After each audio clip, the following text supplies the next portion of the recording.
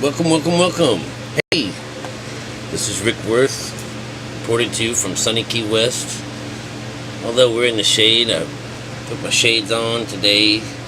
They're prescription, so I can still read what I have to show you. Or our today's lesson. Let's just kind of lead off and say, has anybody heard Toby Keith's new song? Something about wacky tobacco.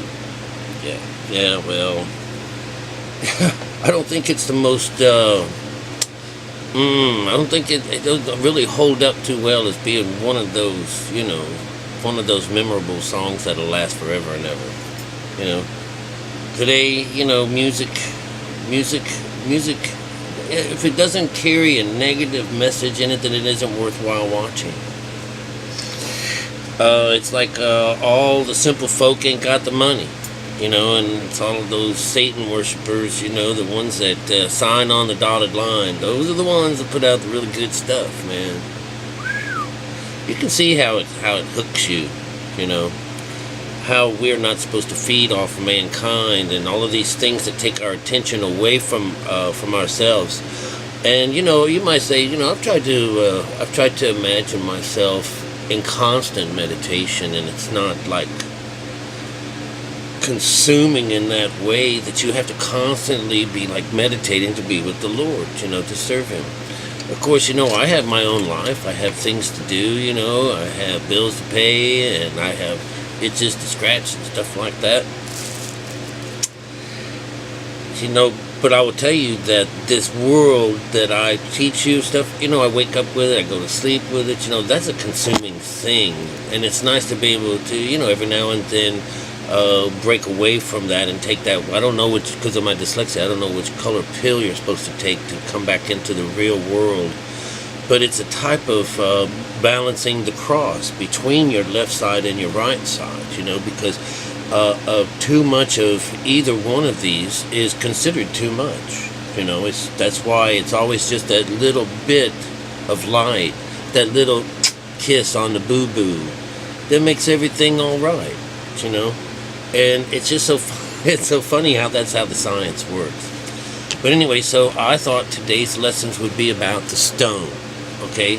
The references in the Bible to the stone being the building block and stuff like this. This is the stone. The stone, everything is about the stone, and the stone is the pineal gland of our body.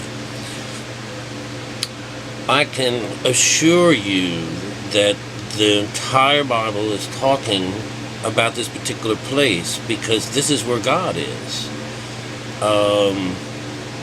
It's a sixth chakra, and it's the seat of the soul. And, the seat of Satan is the third chakra. He can't get any higher than this. I just laughed at this one guy who says he's got his little thingy showing. Well, what that little thingy is poking out of this crotch area is the devil's side, or when the male, or when the body is not one with itself, when it's not connected. You don't have a kundalini system that's really going all the way up. It's there, but it's dormant. You're living out of the lower end of us, the lower side of us, the lowest of everything. And so what represents the lowest is going to be from your stomach or your solar plexus down. That's Baphomet. That's how it works. But this is the thing. When you stone the devil by going under, that side goes down. That's stoning him because it goes away. It's the skin. It's that part of you that you're trying to run away from, that you're bringing up to this higher place to clean up. So, it should make some sense to you by now how this works, Even if you're being told this through a dyslexic eye, you can get a lot of these little flips back and forth, this duality kind of mixed up, But, you keep on keeping track because, if you know already, and I've told you I have dyslexia, you can see it, and it helps you in seeing stuff because that's how I see it by mistakes. It's kind of fun. We learn from our mistakes. But anyway, stones is a symbol of the spirit, and the way I say it's stone is that it's uncorruptive, it's resisting, and it's a It resists its impression and it's firm. So it's, it's ever constant. All right. What I know about the stone is that it's natural. And so when you get into bricks and stuff like that, and mortar, that's man-made. So you'll see that in symbolism that's the same idea of the duality between our insides and our outsides. But let's go on with more stones. If this is the cornerstone that we're talking about as we go about our lesson today, that's the spiritual perfect pure. It says it's spiritual perfection of the indwelling self. So you're all together. This is really what the cornerstone is, that you're living off of this, and and stuff like that. This is what I'm on. This is where I'm at. I built my house on stone. All right, that's my and since I've got, all of us have this, in us, but the scientists have pretty much shown that if the pineal gland is not used, it keeps this sandy consistency, and whenever the pineal gland is used frequently, it becomes hardened like that of a stone. So this goes with Jesus talking about, building your house on stone and versus sand. Like there's many other places and things that you can build on. So, please, I'm not making any reaches whatsoever to make sense out of the Bible, but it just happens to make better sense when you read it symbolically, as the Bible asks us to do, which is called the Spirit. Okay? And I'm telling you this because when we start working this later on down the ways, listen, it doesn't take weed or anything to catch on, but I want you to lend an ear to this, and you will hear the lesson. That's the idea of, for those that have ears that hear and for the eyes that see. Okay, because you can have ears that don't hear, they're plugged up, and you have eyes that see that are blind. Okay, again, got the duality. Alright, so if you're going to use it for building, it's a quality of the higher mind. It's qualities of the higher mind. When your potential is you're using this, this is what you want, so it's a building block. That's part of this. Now, there's the black kava, the black stone that they do around in kava. What that shows is the potential for this beautiful thing, the spirit, the higher mind, the potential in it. Black means it's hidden. That's all it means. But it's still this whole idea that this stone is where the spirit is kept in an unmoving, there's nothing that you can do that can change this part. It's just so beautiful and this and that, and it is unreceptive to any change whatsoever. That's the divine. That's the highest point of perfection. All right, now if you're going to be throwing stones, it's almost like when you're using your mind to let's see, what does it says? It's a positive power. It's exercised in the mental plane. It's like when you are throwing stones, a lot of times your stone that you're throwing, a lot of people are throwing mental stones, and they're being mean, like that fat bitch over there, or I hate him. This is the same idea. These are things that are coming from your mind, and you are tossing stones, and you can toss good stones and you can toss mean stones. Alright? So anyways, we may have to throw in every now and then something called wood, because wood is the body. This is what we are made out of. And one side is cedar, and then they chop down one side is the sycamore tree. You climb the sycamore tree, and when you climb the sycamore tree, then it turns into a cedar tree. So, the whole idea is that, there's this one side of one thing and one of the, the bricks have all been knocked down, but we will rebuild with stone. So it's like, the lower side of you has gone up to a higher place, but it doesn't always work. It can go from the higher to the lower too. This is how life goes. All right, so in Exodus, if a man have a quarrel, this is fun. This is a fun one. This is what you would say in Exodus. These are called allegories. All right, which is still a puzzle, a mystery. If men have a quarrel, and one strikes the other with a stone, or with his fist. You know, it's kind of, and he does not die, but remains in bed. All right. What happens is he doesn't die. We don't die when we are hit with the stone. It's it's just, you know, it's symbolic for separating from the flesh. All right. If he just lies in bed, you know, he didn't die. He didn't really die. Damn, we stoned him. You know, remember, it's all about this. All right, now I told you wood. Wood is the astral world. It's the plane. That's what we're on right now, and it's about growth. And a lot of things have to do with plants and things, you know, because you got potential, things like that. House, so all of these things represent, you know, if you have the stone on the bottom and you've got a wood house on top, you know, you could have all made of stone. Let's see, this is the house, the body, the abode for the soul. All right, the house and the body is the abode, the home for the soul. All right, let's see, keeping your ear out, please. We're just going to go by real fast today. Slinging stones, oh my goodness. Judges 20:16. Out of all these people, 700 choice men were left-handed. Each one could sling a stone at a hair and not miss. Did anybody catch any of the symbols? And that is just a real quick one. There's a bunch of real quick ones. It says 700 men, that's 7, so that means, you know, you've made it to this. The stone, toss the stone and never miss. These are guys that, you know, that go up there all the time. This is what that is about, all right? And this is their choice men, you know. Let's see, Genesis 28, verse 11. He came upon a certain place and spent the night, and spent the night there, because the sun had set. And he took one of the stones of the place and put it under his head and lay down in that place. All right, so let's see. Of course, you understood the idea that it's nighttime. We close our eyes. The sun has set, which is the solar plexus, has set, has gone down. You're on your way up now. And he found a pillow for his head. That's the stone coming in. And he lay down in that place. Okay, that's pretty much, you know, a lead in to meditation. All right, here we go. Exodus 33:21. Now, lend in ears. You know, I know I'm not reading it all that great. That could ruin it.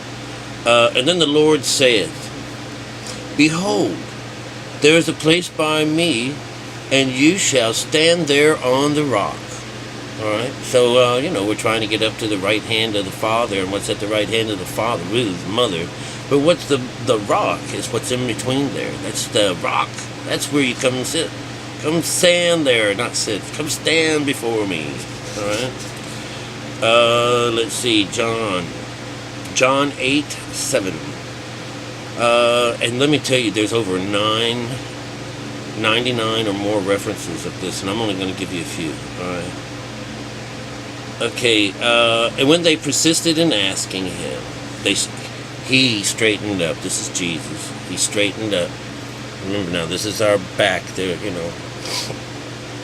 And said to them, He who is without sin amongst you, let him be the first to throw stones at her.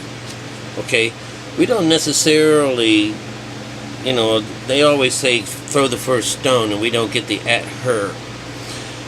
It's not often that the woman is the person that is there on the other side of that stone. All right, that's the spiritual side. That's what I was just saying is, yeah, they don't talk about it. They kind of whitewash it, but they can't do it all. Mary Magdalene, or a whore, this part of us that we don't use, but when we do, you know, she's not the whore, but that's how they portray her. She's always on the other side of that stone. She's there to during Jesus' resurrection. She's the one that's there when they remove the stone. It's just very interesting, all right? But, you know, he who is without sin be the first to toss the stone at her, all right? So, again, we're tossing a stone. This is a projectile. It's kind of, it's a mental thing that's going on here. But you just have to understand that when you're throwing a stone at the woman, these dark sayings don't mean that you're really going to hurt this person. That it's being said, hey, it's time for you to meditate. I think it's time for you to, you need to go, you need to go kill yourself. This is, hell is rising. I think you need to kill yourself. Stuff like that. You start worshiping other gods. Oh, I think you're gonna kill yourself. You need to go kill yourself. Because that'll straighten you out. It'll stop you. Shit you out, man. Man can have a lot of deaths, pretty much, if you go by these scriptures. Now, in the opposite, here's one that I found that's on the opposite. Oh, wait, here's that one that I was talking about here. Isaiah 9, verses 10. The bricks have fallen down, but we will rebuild with smooth stone. And it says the sycamores have all been cut down, but we shall replace them with cedars. You see, the sycamore tree is when you're a lowly person, the tree that you climb to find Jesus. It's actually the kundalini because it's two sides. There's one side when man has it, but it'll operate, give it the chance. And then it turns into something more beautiful. But those are still, both of those are sacred trees. The sycamore tree is the kundalini. It's that beautiful thing. And it's all about, it's also the fig tree. This whole thing inside of this is this blooming inside business going on. And so you'll see that the stone is the spirit, and the wood is the physical part of us, and it's about growth, and it's about potential for growth, okay? And that, starting from somewhere, meaning that, it's the work accomplished before you get to this particular place. All right, so I'm going to end this real fast with one from Genesis, and it's kind of a long one, all right? But I don't think that you'll have any trouble seeing the flow of things, to develop that ear and all right? And I'm going to practice more, but maybe I have to practice all day long, reading and reading and reading and reading, and kind of put it to memory to make a better, where it's not all messed up and all. But somehow or another, I don't want to care about, I want to be natural. I don't want to be all pent up, but I definitely do not do this on purpose. Being, inconsistent. But I've been pretty consistent about being inconsistent, and that shows something. All right. Anyways, then Jacob went. This is when you're going on your journey. All right, that's going down. That's on your way somewhere. All right, somewhere deep inside you. Then Jacob went on his way. This is Genesis 29, 1 through 10. He came to the land, and he came to the land of the sons, that's S-O-N-S, to the east. Remember, this is his sons, Jacob's sons, that he says to the east. All right? This is in the place of the rising sun. He looked and saw a well in the field, and behold, 3 flocks of sheep were lying there beside it. This is from where the well to water their flocks. This is what they used to water their flocks. Now the stone on the mouth of the well was large. When all the flocks had gathered there, they would then roll the stone. They would then roll the stone from the mouth of the well and water the sheep, and then place the stone back. The well is where we're going to. This is where Abraham and his wife are running and looking for. This is going through the water. This is another way of, traipsing through the Red Sea or something, or going into the second phase of consciousness, which is water. Being bathed in the truth. And of course, they're waiting until everybody is gathered together before they open this. This is the same thing. This is when you're being fed, when you toss your nets over to the right side. This is the well. The stone that you move is the Lord, is God. He is where you feed this, or she. It is where we feed. We toss our nets over to the right side, and we pull up fish, brain food. We build up. This is our spiritual side. This is the side we feed from. All right. You can be like the Jews and all these other the Jewish people and those guys from Islam, where they're afraid to eat pork and stuff like that, and they cut their penises off and stuff. This is living the top side of Scripture, and it's gonna hurt. You live on the top of this Scripture, it's going to hurt. And I'm telling you, look, they both really believe in Moses and Abraham and all of that stuff. I mean, they kill for it. Something else. Yeah. And someone was telling me today, I don't know how it is that you think that I don't remember any Jews cutting people's heads off. I don't remember anything like that, I don't know we have any, no one can compare it to Islam. And I said, really? All right, well, if you believe just that much in the Bible, between Moses, and Joshua, there was a hell of a lot of exterminating going on as they went and, procured the promised land. Well, what kind of promised land is there that's bathed in blood? How about America? How about the American Indians that used to live here? That cross was a sign of theirs, a positive sign. But how many of you think that now? How many of the indigenous people of the world are left after this Bible and the group that supports it? We're done with them. The marauding Christians alone, when they started out Christianity, does anybody not remember any of that? At the knife, you take God to be your lawfully wedded God, or you'll be killed. Where's our memories? Where's history at in our books? Are we really favoring this? We've never seen this happen before. We never saw Christians go in and tear down pagan temples and build their own right on top of it. We never have that happen. The Jewish people never did any of this stuff. No? The radical sides of all these three religions are reading our Bible word for word. That's called the letter. It already tells you that. I should find it. I'm going to do a whole thing on it next time.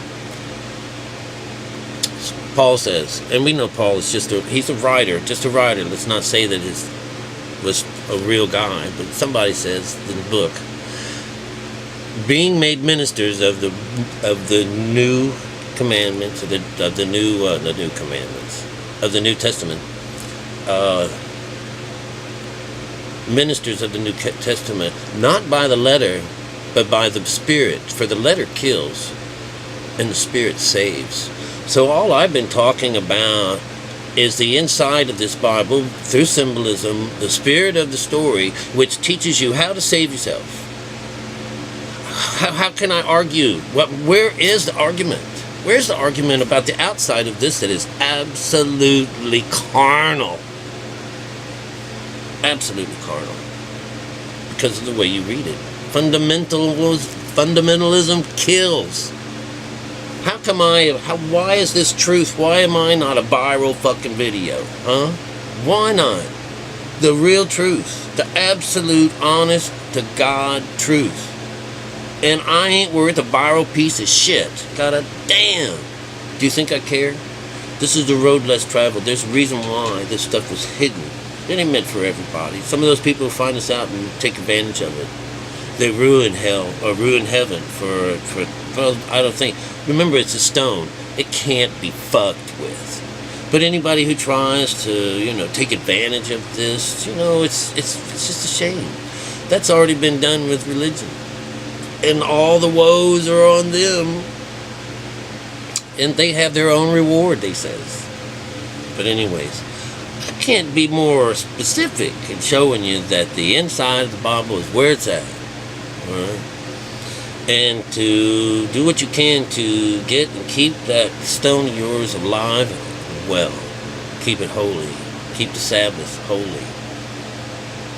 And on that 6th day before the Sabbath, after all the work is done,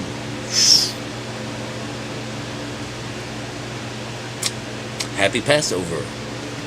Alright, so, yeah, it's all of that. It's all of that. It's your rapture, you know. It's everything. It's all of those things. It's whatever it is. It keeps repeating itself over and over again. Goodness, guys, have you noticed? Have you noticed? You know?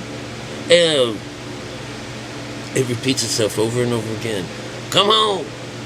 Come home, you guys. Don't forget. I'm waiting, and I'll be there all the time for you. Just whenever you do it.